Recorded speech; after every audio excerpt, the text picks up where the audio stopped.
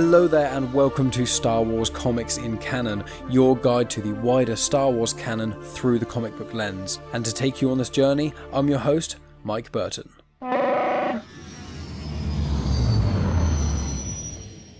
So episode 16 brings the comic Jedi of the Republic, Mace Windu.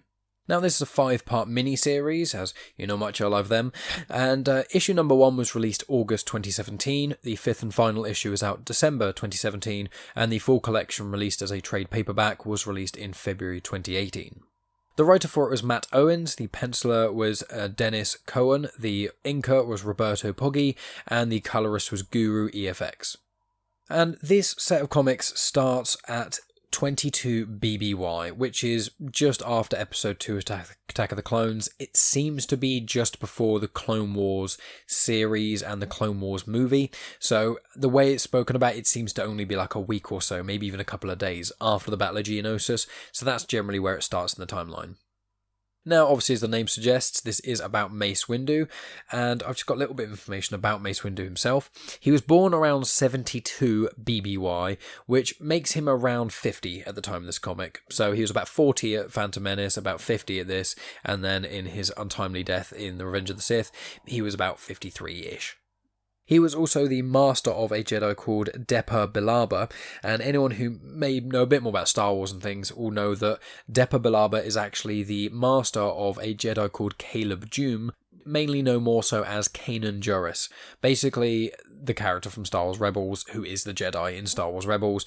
His master was Depa Billaba. You can see her in Phantom Menace, I think really briefly. She might be in Attack of the Clones as well, but she doesn't really appear in the main canon that much. She's more sort of a peripheral thing. But yeah, he was the master of Canon Juris, which is quite cool.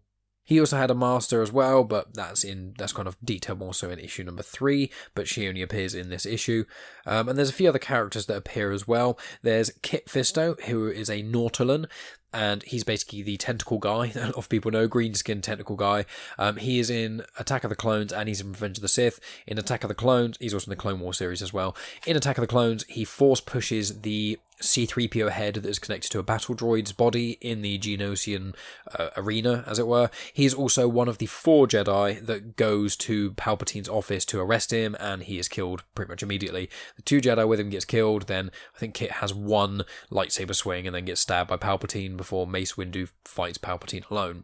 So he's a Nautolan. He is born on the planet Glee and Selm, and what's quite interesting about Glee and Selm that you may have heard from my Beckett comic is that Tobias Beckett is from the same homeworld. So Tobias Beckett from the Solo series, which was like the kind of mentor character played by Woody Harrelson in the film Solo, is from the same planet as Kit Fisto. But obviously Tobias Beckett is a human, whereas Kit Fisto is a Nautolan. There is also a Jedi called Rissa Mano. She's quite a young Jedi. She's seemingly only become a full-fledged Jedi only recently. She only appears in this comic, and she's a Devaronian. Now, you may recognise Devaronians to some degree. The males basically look like a devil. They have no hair and they have fairly big horns. There's one that you get to see in the Mos Eisley Cantina in episode 4, A New Hope. He just looks like a red devil and he kind of looks around and I think you hear like a cackly noise. In the wider canon, you can see them a bit more. There is actually a gentleman in Star Wars Rebels on Lothal called Cicatro Vizago. He's like green in colour and basically he just looks like a person with devil horns, kind of, you know. But this one, Rissa Mano, is actually a female. The females don't have horns. They kind of have the sort of stumps, but not actual full horns. But the females do also have hair. So she's a quite red, pink skin sort of individual as well. So that's generally the kind of people who go with Mace, as well as a Jedi called Prosset Dibbs. Prosset Dibbs is a Miraluka. They're blind with no eyes. In the canon, Prosset Dibbs seems to be basically the only known Miralukan person, but in Legends there's a bit more about them and stuff, but essentially they're just born with no eyes. And really, there's not a huge amount else. I was just going to say that in the Battle of Geonosis, was quite interesting, that's referenced just before this comic, is the Battle of Geonosis, there was around 215 Jedi, so 215 Jedi, that went into the big Colosseum pit thing, fighting stuff, and apparently only around 15 to 17 sort of survived. There doesn't really seem to be that many. It may even be less than that. Judging by the screenshots, it seems to be about 13. So around 200 Jedi seem to have died at that battle, which is a huge thing. But yeah, that was the Battle of Geonosis. And the last thing as well that's quite interesting about sort of Mace Windu is that he's the elected leader, which isn't the same as the Grand Master. So it's a bit grey looking online and trying to work this out, but essentially the Jedi Order has an elected leader, but then also has a Grand Master. It seems like Mace Windu is basically just kind of, he's the boss, but he's kind of like the second in command to Yoda. But the Jedi Council generally do things in democracy. They all have to vote and stuff. So Yoda is the top person who basically sorts out everything. But then Mace Windu is very close to his authority level. And that's why when you see him in the prequel trilogy and in the Clone Wars, he is very authoritarian, because him and Yoda are basically the bosses of all the other Jedi. So onto the narrative. As I said, it starts just after the Battle of Geonosis, and you've got Mace Windu speaking with Coyote-Mundi. Now, Coyote-Mundi, he's the Jedi Master on the Council who's got a really tall head.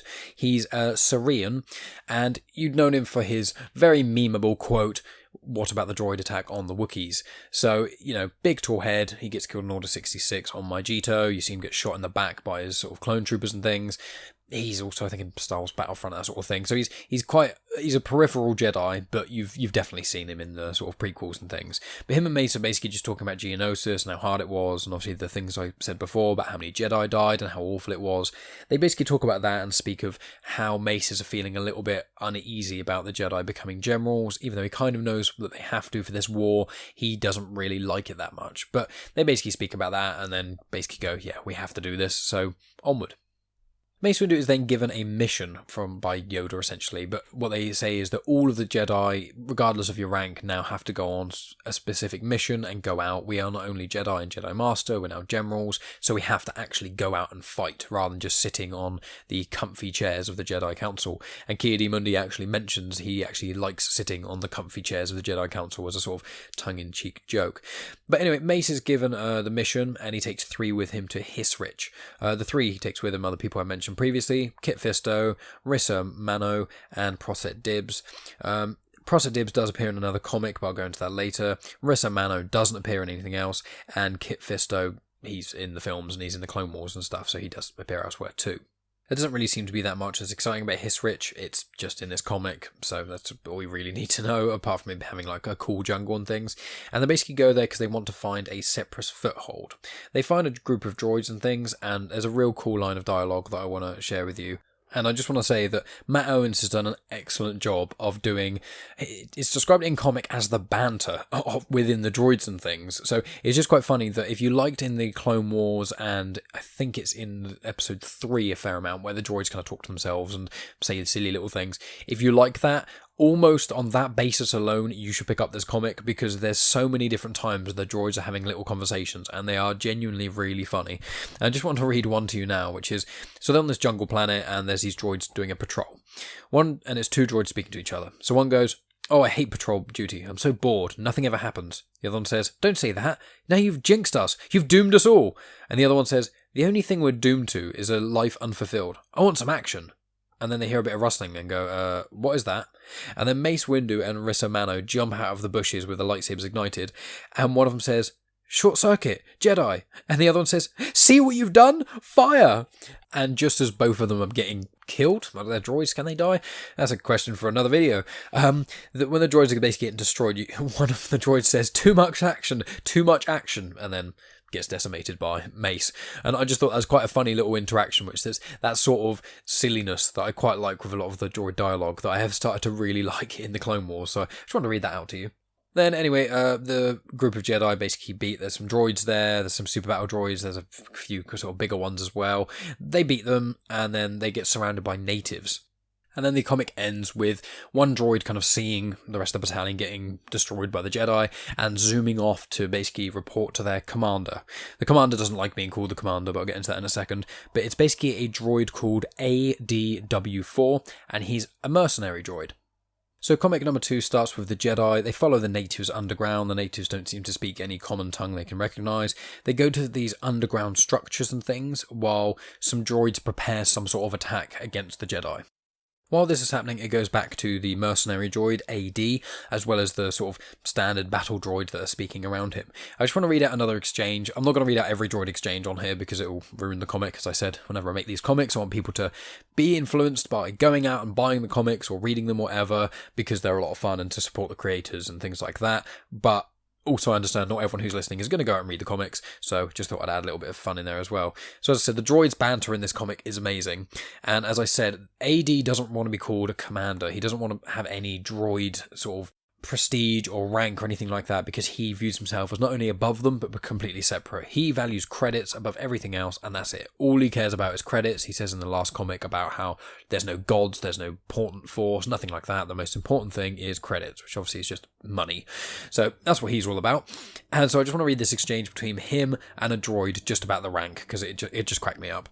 So a droid says to AD, "All regiments are ready to mobilise. Awaiting your orders, command. I've already told you, enough of the military titles already. So what are we supposed to call you then? Captain? No. Chief? What? No. I would actually prefer if you just didn't speak to me." And then you hear a droid call from the off page, "Skipper, we found something." Which I just thought that was quite clever and funny. Just like that silliness of like they need to call him a rank, and they just go through all the different ranks and things and landing on Skipper because he's just refusing to be called a rank rather than just calling him AD or anything, because they're programmed to follow a leader. Normally Grievous or Dooku or something though. So anyway, back to the comic, like the narrative sort of side of things. While the Jedi are moving forward through these underground caves, the droids attack, essentially, and cause a lot of damage. I think the cave starts to fall in. And Mace confronts ADW4. They have a fight between them, sort of a shorter fight, and AD basically ends up picking up this giant ball of, it seems like, metal rubbish stuff, throws it at Mace, and then Fisto ends up getting involved and kind of saving Mace to some degree, and then AD tries to basically bail and fly off, and Mace and Rissa decide to pursue him. As that happens, it basically gets confirmed that there's some flowers on this jungle planet that are really, really high in energy. Because essentially what it is that they only get an hour of daylight a day. So what they do is they have this almost supercharged photosynthesis way of picking up energy really intensely. Like a lot, obviously most plants need, 12 plus hours of sunlight to absorb enough energy to function. Whereas these plants don't. They only need the hour, but they are really sensitive to absorb it really, really quickly. So basically what happens, and is confirmed, is that the Separatists are trying to harness the energy of all the plants on there, because if you can harness it, it can be used to power a ridiculous amount of things. Like these things have got a huge amount of energy, so the droids are going around and harnessing them just after they've had their hour of sunlight, which means they're almost like little batteries and things. So that's generally why the Separatists are on the planet. The third comic starts with a flashback of AD speaking with General Grievous, basically about Grievous employing AD to do this job. AD throws out this sort of thing where he says that your droids have a 37% kill rate at best, which I'm not really sure, they don't really go into detail about that, but I don't know if it's 37% kill rate. What is that when they hit an enemy, they only seem to do a mortal wound 37% of the time? I'm not really sure, but he basically mocks the fact that it's not a very good rate for the droids and things. And he basically barters with Grievous and says he wants loads of money, and then Grievous says, look, you can have the money. You have half now and half afterwards. And he mentions that you'll probably have to fight some Jedi because they highly doubt that any clones are going to get really involved because it's so early on in the war. Then it basically goes back to current day. Rissa and Mace are still fighting more droids and things like that, while Kit and Prosset Dibbs are underground fighting something called a Mylodon. Now just to clarify at this point, Rissa and Mace are seemingly on the surface and things, while Prosset and Kit are still underground after everything sort of caved in and things, where Rissa and Mace pursued AD, they ended up going above ground, while Prosset and Kit are meant to basically stay underground and look for the survivors of those native species that are there, because after that whole thing caved in, they're very much worried about everyone there. But I just want to say that basically the thing at Mylodon, which is what Kit and Prosset end up fighting, is this absolutely colossal worm beast thingy.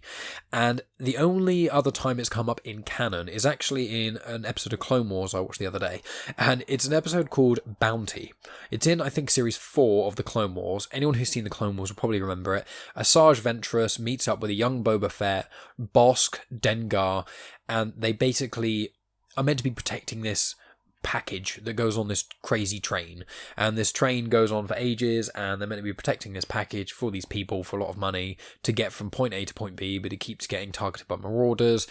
And essentially the reason it's related to this is because the Mylodon things, the giant worm things, the raiders of the train, they are riding the Mylodons, these giant worm millipede things. So if you wonder what they look like, if you've seen that episode, there you go. If you don't, Google it, I guess. It's just, giant armoured worm things that aren't very nice. But as I said, they don't really show up in the canon elsewhere. AD basically reports to General Grievous, and he says that he killed Mace Windu, because I think he believed he did when he threw that giant rock ball and made the whole sort of thing cave in. And then Grievous says, okay, well, that's incredible. I'm surprised you can do that. Well, bring me the lightsabers, and then I'll have proof, and then, you can have your money. And while that's all happening, Mace and Rissa basically are trying to sort of sneak about and trying to I think they decide that they're going to go back to the ship, essentially, but they want to stake out things and look what's going on. They see an entire droid army starting to sort of amass and things, and they try and work out what it is, and Mace basically says, I think they're looking for us, because that really is the only change of this planet that's actually happened recently, so that must be what's going on. So it goes back to Kit and Prosset, and they kill the Mylodon fairly easily, but then they go round a corner and they find a lot of dead natives, if not all of them, because they couldn't sense any more life, and that's kind of why they were under there, to try and save some of the natives. And Prosset basically has this quite long spiel about how he's upset with the fact there's so many people that have died, the fact that we've came to this planet and we've caused this war and all these people are in the middle and they're the people we're meant to be saving, and it seems like it's just actually to do with the war and things. So he's unhappy about the loss of life, but then he ends up saying, well, let's go back to the ship, and him and Kit go back to the ship, and they meet with Mace Windu and Rissa. So they get back to the ship, and then Prosset immediately squares up to Mace Windu and points at him saying, you knew, of course you knew. And Mace says, Prosset, it seems like you have something on your mind, I should hear it out. So I'm basically just going to read this thing that Prosset says to Mace Windu, accusing him of things. So Prosset says, you lied to us from the outset. The Council had no idea such a valuable energy resource existed. You insult our intelligence and our integrity. And Rissa says, Master Dibbs, what are you saying? Of course the Council didn't know. We came here to stop the Separatists. And Prosset says, so naive, young Jedi. Wake up, girl. The Council is using you. You're a pawn, no more than a clone in Jedi attire. I never agreed with the Jedi role in this war. It never aligned with my views on the doctrine, and now I understand why I was so ill at ease. The Council hide behind the veil of war, a false purpose, but we are here for the very same reason as the Confederacy, a power grab. A way to win the war we have no reason to be in, to advance the Council's own twisted agenda under the guise of what is right. Coming to this planet, tossing away the lives of its people as collateral damage. You're no better than the Separatists. You're no different than the Separatists. Corruption is the calling card. Death is the legacy. You fight for peace. You fight for galaxy. No, you fight for yourself. You have perverted the very teachings of the Jedi Order. And Mace says, are you finished? And then Prosset Dibbs punches Mace Windu in the face. And he says, do you deny my accusations then? Mace says, I do not even entertain them. You are frustrated. We all are. But I advise you remember your place. I'm not just a member of a Jedi Council. I'm your general in battle. And Prosset says, your mockery is only further evidence that you have no place in as a leader in any capacity, and I will put the end to your deceptions. And he ignites his lightsaber. And then Rissa tries to kind of stop it, but Kit pulls her back and says, look, they need to sort this out between them. This is up to Master Windu to resolve. And Mace says, I have failed you, Prosset. I was to be your shepherd, and you have strayed too far from the path. All these bold accusations, all of these grand inquisitions. If you think you know better than I for what is good for the Jedi, for what's good for the galaxy, then come, test your resolve against mine, and let us find out who's right. And he says that as he ignites his lightsaber. Now, issue number 4 doesn't start with a fight, as you would probably expect. It actually starts with a flashback. It just says time before. It's on a planet called Mathus, which this seems to be the only time it's shown up in any canon content, so no worries there. And he's accompanied by Master Syslin Mur. And Syslin Mur is a Mirowellan. Mirowellan, they're green-skinned, they generally have tattoos on their face. The two most famous ones, I'd probably argue, are Luminara and Barriss Offee. Luminara, she is in the prequel films. You see her, she's a green-skinned Jedi, I think most prominently in the Geonosis battle. And Barriss Offee is in the Clone Wars. She is quite a big part in a lot of things in Clone Wars. I don't want to say specifically because I don't want to ruin Clone Wars for anyone, but Barriss Offee, she's actually in the Geonosis arc where there's the parasites and things, and they meet the Queen Geonosian, which links in quite well with the other episode I did only last week. But yeah, it's the Geonosians and things. She is good friends with Ahsoka. I think they trained up together and things. And then there's the arc right at the end of Series 5 regarding the Jedi Temple and things. And Barriss Offee is involved with that as well. If you don't know who I'm talking about from those things alone, then you probably haven't seen her, if I'm being honest. But yeah, green-skinned and generally have sort of little tattoos on their face, but still very much looking like a human, but as I said, green-skinned and a few minor differences. So in this flashback, they're basically on this planet, and they basically say that there was a Jedi Master here who was meant to be helping these people because there's this horrible disease that seems to be killing all the natives. It basically is a respiratory thing. They're breathing it in, and slowly their health deteriorates over time. Not all of them get it. It seems to only be people who are born on this planet. No one can really figure out why, and that's why there was a Jedi Master there. The Jedi Master seems to have kind of disappeared, and there's someone called Druze who's there, who seems to be pretending to be a Jedi. They confront him and catch him. This guy throws a thermal detonator at loads of basically good people in a church, and the master of Mace, obviously as I said, is Cyslin Mur. She manages to, push it away and no one gets hurt, but she's there trying to sort of stop the building collapsing and says to Mace, like, chase him down, get him. He chases him down. The guy tries to shoot Mace a couple times and basically misses, and Mace gets caught, like clipped on the shoulder a little bit. Mace manages to basically best him and then gets him on the floor with his lightsaber ignited. Mace is looking like he's going to execute him, and then his own master says to him, look, don't do it. You shouldn't do that at all. We are Jedi. We'll take him. We'll find out what he knows about the Jedi Master that seems to have disappeared. Then we'll take him and he'll get punished through the correct channels. But this is not the way that you kill him. You do not stand over someone with a lightsaber ignited and murder them, essentially. Which is quite funny now, only just realising as I'm recording that it's obviously exactly what Mace was going to do to Palpatine. He was holding the lightsaber over him, and he decides to lift his lightsaber up and try and strike him down, and that's inevitably why Anakin ends up trying to kill him. It's quite interesting there, the parallels, which I'm sure was intentional, but that's basically what the flashback is all about, and that runs at the same time as the then fight with Prosset Dibbs. The flashback happens for a few pages, and then the Prosset Dibbs fight with Mace starts, but it's very confusing and complicated for me to go backwards and forwards constantly, so that's the flashback. And I just want to confirm that Mace's master, I'll say it one more time, Cyslin Mur, this is the only appearance she's ever had, so I don't know if even people knew who Mace's master was, unless it was said in Legends, but in canon, she is his master, and there seems to be the only mention of her. So anyway, back to the current time, as it were. Mace and Prosset are fighting. It's quite a cool fight to look at, but describing it to you isn't very exciting, so I just recommend to read it. While that's happening, Rissa is speaking to Kit and saying, shouldn't we be doing something? Like, this seems wrong. We should be leading people. We shouldn't be, like, fighting within ourselves. And Kit basically says, well, Prosset has lost his way in some sort of avenue. He's lost his way.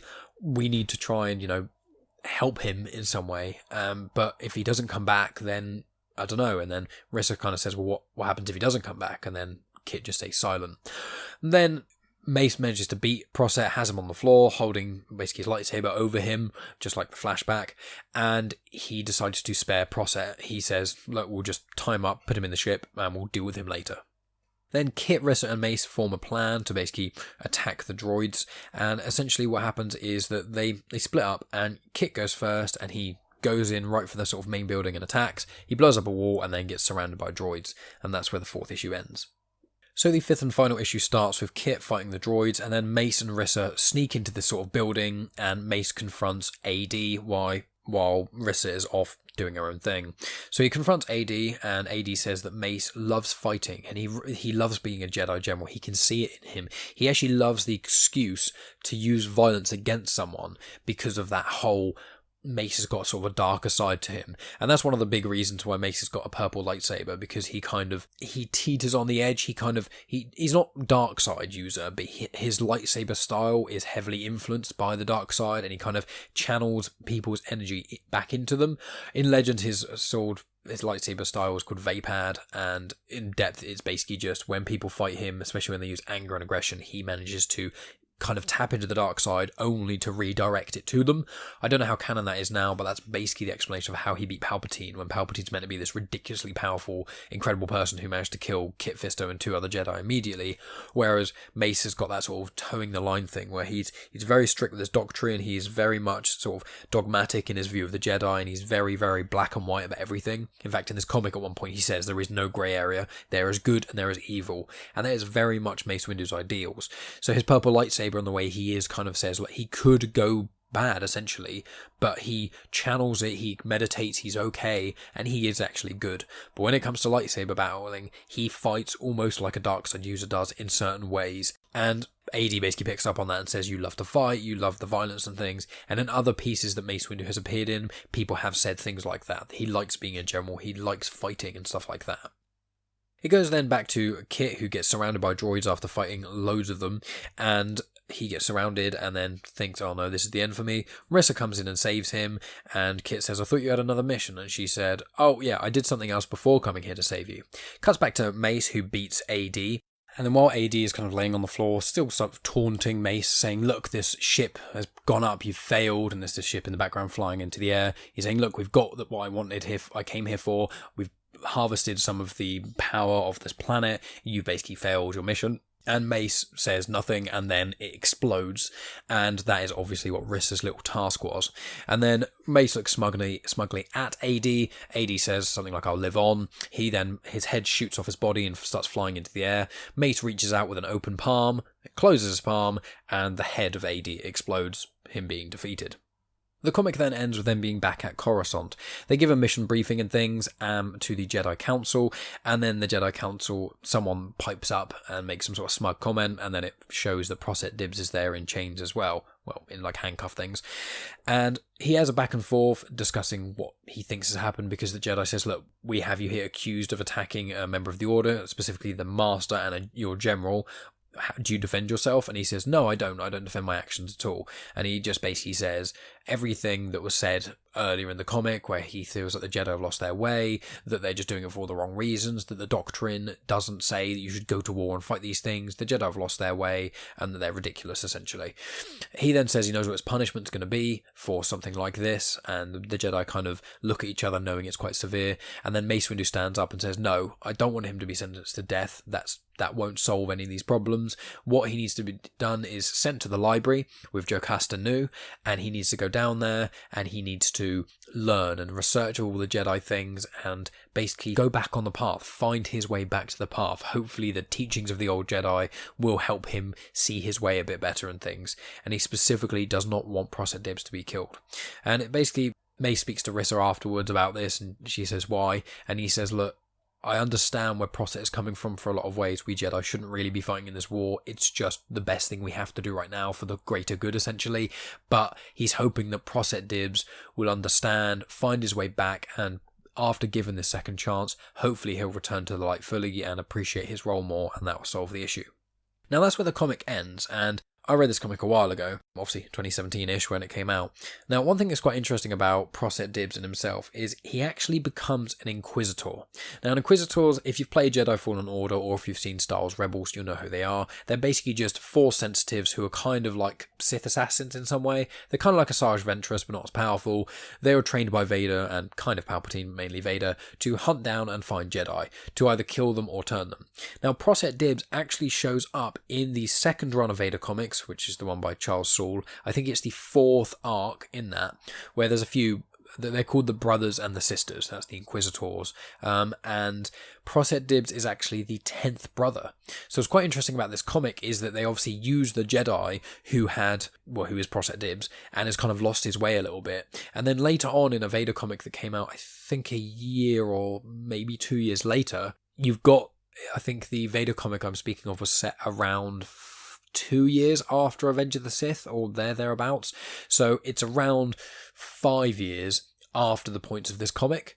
So 5 years later, he's already in the Inquisitor. So it shows that Mace Windu, indirectly I'd say, basically created an Inquisitor in some ways. He pushed someone out of the way. He obviously fought him. Granted, Prosset Dibbs kind of ignited his lightsaber and started the fight, but potentially by Mace Windu's actions, he actually helped pave the way for one of the first Inquisitors, because this Jedi, instead of, not saying he should have killed him, but if he'd killed him he wouldn't have become an Inquisitor, and obviously the way they tried to teach him to go back to the right, just to banish him to a library and read loads of old texts and things and get properly spoken at like rubbish by Jocasta Nu, because Jocasta Nu is the old woman. You'd recognise her from episode 2, Attack of the Clones, when Obi-Wan talks about Camino and says, there should be a system here, someone told me about it, and she goes, oh, well, if the system is not in our records, it does not exist. And she's really condescending and quite annoying. She's in the Vader comics and other ways, and I'll go into that in a later episode and things, and she is cooler in the comics than she comes across in the film. But essentially, being sent to the library is almost like a detention at school when you're having your entire ideology questioned and things like that. It doesn't seem like a very fitting way to solve the problem.